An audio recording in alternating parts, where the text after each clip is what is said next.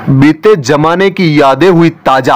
आश्चर्य में पड़े लोग बैलगाड़ियों में सवार होकर भई पहुंचे बहिन का माहिरा भरने। हिंदू ही नहीं, अन्य धर्मों में भी यह रिवाज है कि किसी व्यक्ति की बहन के बेटे या बेटी की शादी हो तो भाई अपनी बहन के पूरे परिवार के लिए उपहार लेकर जाता है। इसी परंपरा के तहत हिंदू धर्म में नानी बाई का मायरा नामक कथा भी प्रचलित है और जब इस तरह की कथा जहां कहीं होती है तो सुनने के लिए श्रद्धा का सैलाब उमड़ जाता है। लेकिन बात यहां उस कथा की नहीं है बल्कि सांसारिक जीवन में निभाई गई इस परंपरा को निभाने की आज के दौर की अनोखी हकीकत है जो मेनार गांव में देखने को मिली। वर्तमान दौर में घर से मोहल्ले में या बाजार तक जाने के लिए भी लोग बाइक या अन्य साधन की बात पहले करते हैं। फिर 4 या 5 किलोमीटर जाना हो और मायरा लेकर जाना हो तो सहज ही मायरा ले जाने वाला बस की व्यवस्था करेगा ताकि लोगों को खुश रखा जा सके। लेकिन गत दिनों एक भाई अपनी बहन का मायरा ले गया तो वह पुरानी परंपरा को कायम रखने के उद्देश्य से पुराने अंदाज में मायरा लेकर अपनी बहन के गांव पहुंचा।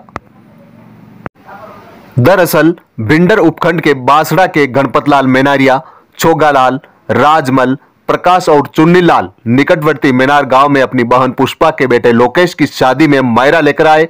मायरा में पूरे गांव की महिलाएं, बड़े बुजुर्ग सब आए, लेकिन वे सब खुशी खुशी मेनार किसी बस से नहीं बल्कि बैलगाड़ियों में सवार होकर पहुंचे तो वाद्य यंत्र के नाम पर साथ में बज रहा था पीतल का पुराना बांकिया। गुब्बारों से लगदग और बैलों की गर्दन में खनकते घुंघरू के साथ करीब 8 बैलगाड़ियों और ढोल बाकिये की सुरीली धुन के साथ जब पिहर पक्ष को आता देखा तो विवाह स्थल पर मौजूद घराती और अन्य मेहमान भी नजारा देखकर आश्चर्य करने लगे। खैर भाई व अन्य बारातियों की भी खूब आवभगत हुई। भाई ने भी मायरे में लाए आभूषण व कपड़े बहन को भेंट में दिए। वैसे आज की पीढ़ी को यह बात भले ही अचरज भरी लगे, लेकिन आज से करीब 60-70 साल पहले जब आवागमन के साधन बहुत ही कम थे तब लोग बारात, मायरा जैसे अन्य आयोजनों में जाने के लिए बैलगाड़ियों का ही उपयोग करते थे और समय पर पहुंचने के लिए 1-2 दिन पहले ही रवाना हो जाते थे। लेकिन समय के साथ साथ सब कुछ बदल गया। बैलगाड़ी की जगह बसें आ गई, पैदल चलने की जगह बाइक ने ले ली।